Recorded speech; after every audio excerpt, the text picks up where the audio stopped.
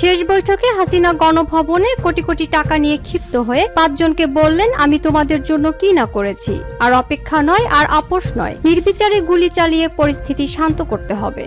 ক্ষমতাচ্যুত হওয়ার আগের দিনও গণভবনে কোটি কোটি টাকা ছিল। কয়েকজন কর্মকর্তা এই টাকার দায়িত্বে ছিলেন।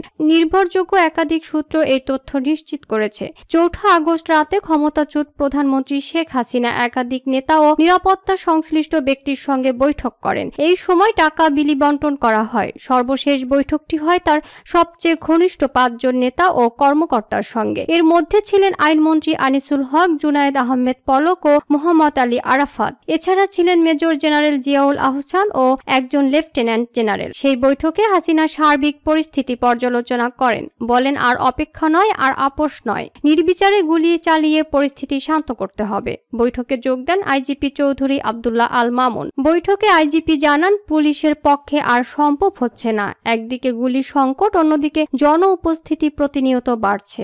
গুলি করেও থামানো যাচ্ছে না। যদিও এ সময় শেখ হাসিনা আইজিপির প্রশংসা করেন, তবে সবার কথা শেষে সাবেক প্রধানমন্ত্রী ক্ষিপ্ত হয়ে বললেন, তোমাদের দিয়ে কিছু হবে না। আমি সেনাবাহিনীকে বলবো গুলি করতে, কারফিউ আরো কঠিন করতে। সেনাবাহিনীর তরফে আগেই জানানো হয়েছে কোনো অবস্থাতেই তারা গুলি করবে না। শেখ হাসিনা এটা শোনার পর কোনো একজন কর্মকর্তাকে উদ্দেশ্য করে বললেন, আমি তোমাদের জন্য কি না করেছি। তোমরা এখন সবাই গা বাঁচানোর চেষ্টা করছো, যা করার আমিই করব। হাসিনা তখন আরো বলেন, সেনাবাহিনী মার্শাল ল দিচ্ছে না কেন? তাহলেই তো পরিস্থিতি ঠান্ডা হয়ে যাবে। সেনাপ্রধান জেনারেল ওয়াকারুজ্জামান আগে জানিয়ে দিয়েছিলেন, মার্শাল লর পক্ষে তাদের সায় নেই। মার্শাল ল দিয়ে পরিস্থিতি শান্ত করা সম্ভব নাও হতে পারে। তাছাড়া বিশ্ব পরিস্থিতিও মার্শাল লর অনুকূলে নয়। এখানেই বৈঠক শেষ হয়ে যায়। একাধিক সূত্র নিশ্চিত করেছে, আন্দোলনকে বিপদগামী করতে টাকা ছড়ানোর সিদ্ধান্ত হয়। তখন গণভবনে গচ্ছিত টাকা দেওয়া হয় নির্দিষ্ট ব্যক্তিদের কাছে। পরদিন পালিয়ে যান শেখ হাসিনা।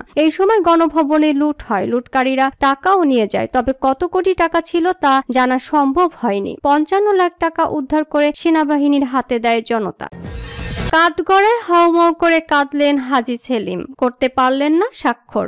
আদালতের কাঠগড়ায় দাঁড়িয়ে কাঁদলেন ঢাকা ৭ আসনের সাবেক সংসদ সদস্য ও আওয়ামী লীগ নেতা হাজী মোহাম্মদ সেলিম। আজ সোমবার এক শিক্ষার্থী হত্যা মামলায় ১০ দিনের রিমান্ড শুনানির জন্য তাকে ঢাকার চিফ মেট্রোপলিটন ম্যাজিস্ট্রেট আদালতে হাজির করা হয়। রাজধানীর লালবাগ থানায় দায়ের করা আইডিয়াল কলেজের প্রথম বর্ষের ছাত্র খালিদ হাসান সাইফুল্লাহ হত্যা মামলায় তাকে গ্রেপ্তার দেখানো হয়েছে। আজ বেলা ৩টা ৩৫ মিনিটে আদালতে হাজির করার পর এজলাসে আসামিদের কাঠগড়ায় রাখা হয় হাজী সেলিমকে। তার হাতে হাতকড়া, মাথায় হেলমেট ও শরীরে বুলেট প্রুফ জ্যাকেট ছিল। কাঠগড়ায় ওঠানোর পরই তিনি কাঁদতে শুরু করেন। এক পর্যায়ে অঝরে কাঁদতে দেখা যায় তাকে। মাঝে মধ্যে মুখ ঢেকে রাখেন। শুনানির সময় রাষ্ট্রপক্ষ থেকে বলা হয় তিনি খালিদ সাইফুল্লাহ হত্যা মামলায় জড়িত।